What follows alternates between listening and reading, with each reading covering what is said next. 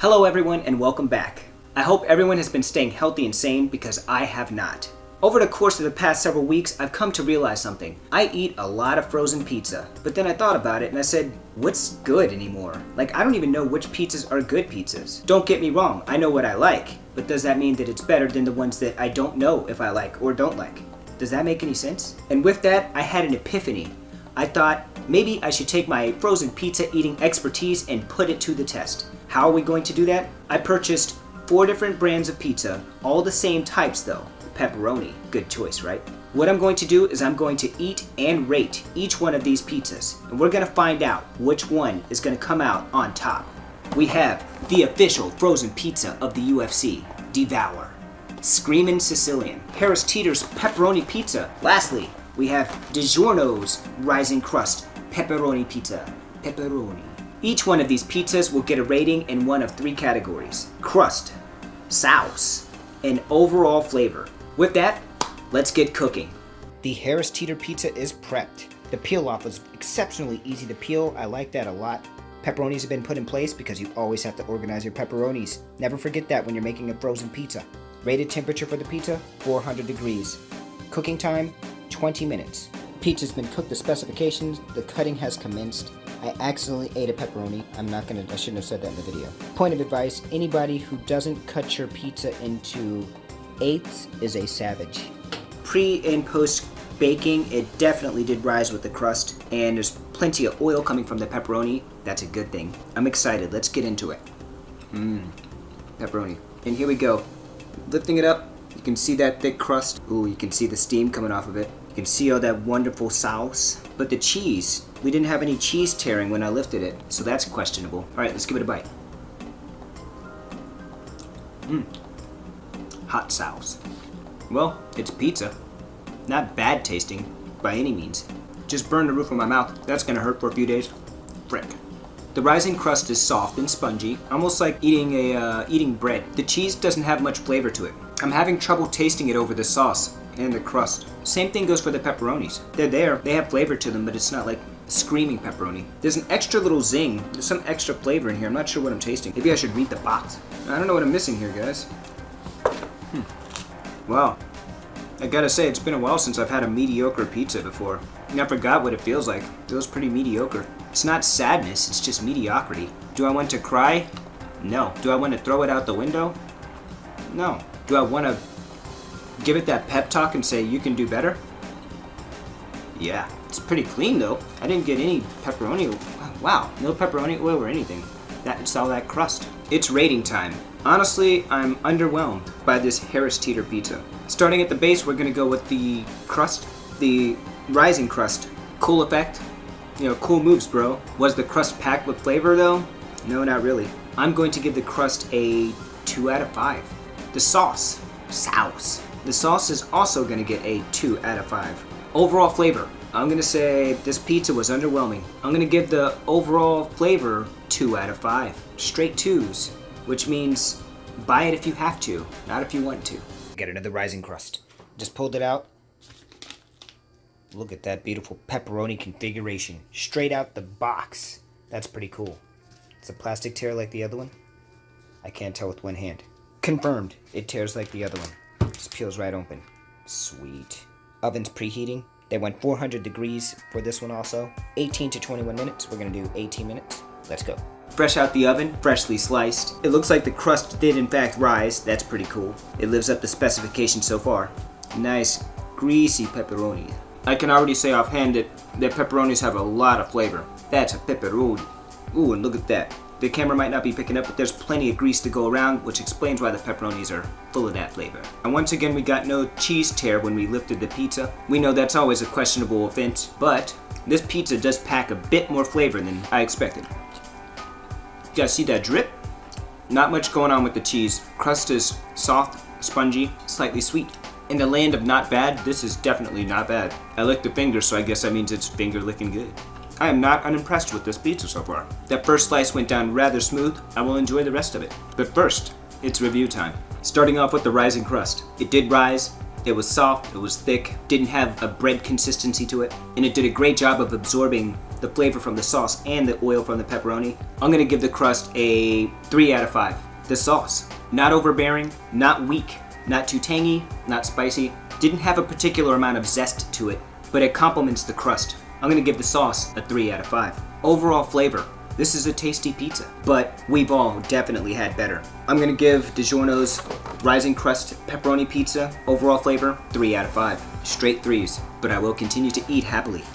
Screamin Sicilian Pepperoni Pizza, okay. The Zabruski.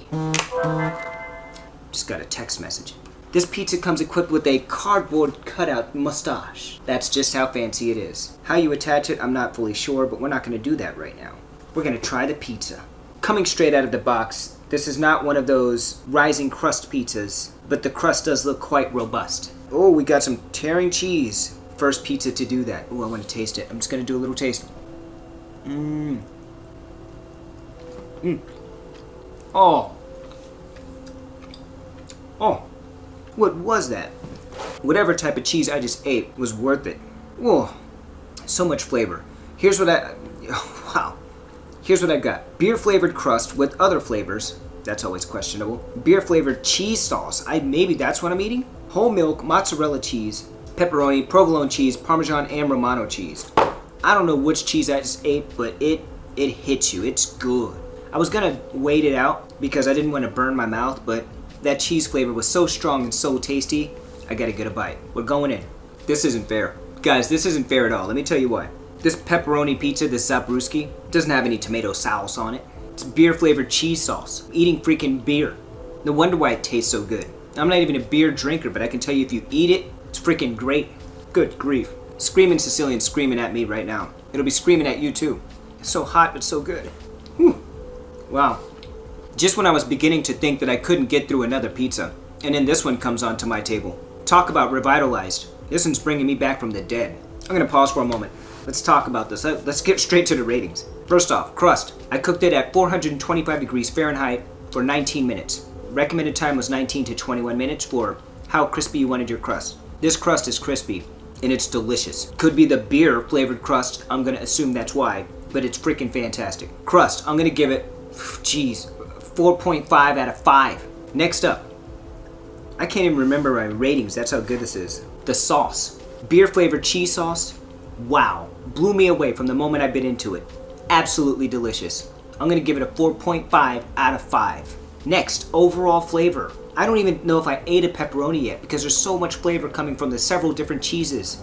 Let's eat a pepperoni, which there are plenty of. Remember that rule I mentioned where you should make sure your pepperonis are all sorted across the pie? I didn't get the chance to do that. There were so many pepperonis, I had to just stick it straight in the oven. With that said, I'm gonna steal a pepperoni from another slice. Nice and greasy. There's the flavor. Believe it or not, the pepperoni flavor is not as strong as I expected. It's not bad by any means, but I've had better pepperoni. Overall flavor, I'm gonna give this pizza a 4 out of 5. Let's keep eating. Oh, am I ready to devour you? And now we have the final pizza in this pepperoni pizza testing set, the Devour pizza. Before I start to partake of this pie, I will tell you that cutting it alone was a challenge. Before I begin to partake of this pie, I'm gonna say now that even cutting through the crust was a challenge befit of a UFC fighter. I'm rather excited about this. The cheese test. Cheese is kind of gooey, but then it's not stretching, so quick pepperoni test. It's a pepperoni. Not mad at it. It has flavor. This might still be too hot. Oh my gosh. Oh, I stand corrected, guys. Look at that cheese stretch. Cheese is pretty legit. The crust is crispy, thick, almost like the rising crust pizzas that I had, but not as thick as a rising crust pizza. Not especially packed with flavor. I'm trying to get a feel for the sauce right now, but to be honest, it seems like it might be kind of bland. And this could be part of two problems. One, either I've eaten too much pizza at this point and I can't taste anything, or two, it's just not a spectacular pizza. I don't know what to say. I think this might be the end for me. I legit, I can't really, I have no fancy words to say about the flavor or the taste. I can only talk about the texture and what it is, and it's a pizza. Thick crust. Oh wow. Okay, getting more into it, I just got a taste of, I think there was some of the sauce that kind of packed in the back and I got a nice saucy bite. The sauce is, it's kind of tangy. Almost like a lasagna flavor. Lasagna sauce. Not bad, just different. Alright, let's give it some reviews. The crust, as I mentioned, it's thick, it's crispy, it holds the pizza together well. If you're into crispy crust pizzas, this won't disappoint you in that sense. Personal preference, it could go either way for me. I like a good pizza. It could be crispy, it could be soft, I don't care. It just has to taste really good. I'm gonna give the crust a 4 out of 5. The sauce, and you can probably see it now. It's not particularly red, it's like that orange kind of type of color. The sauce, I'm gonna give the sauce a 3 out of 5. It's not a bad flavor, but it is different than what I was expecting. Next up, overall flavor. Even the meat didn't make a big difference for this. I'd say that it's an average pie at most. Will it be devoured? Maybe not in the true sense of the word, but it will be eaten. Because Mama and Papa taught me to eat what I'm given. I'm gonna give it 3.5 out of 5. Okay, so that wraps up my frozen pizza review. Which one do you think you're going to be tempted to try first based off the ratings that I gave him? For all those other frozen pizza eaters, go ahead and leave a comment under the video if you have another recommendation of a pizza that you prefer, or if you've tried some of these and you feel that my ratings are off. I'm always open to criticism, bring it. Also, feel free to comment if there's a particular pizza that you think you might try because of the review that you just watched. With that said, I don't think I'm gonna eat any pizza for the next month, which is good for me because once quarantine gets out, I'm gonna want a really good pie, in which case I'll probably go to a really good pizza restaurant. Tune in next time for when we review adult toys.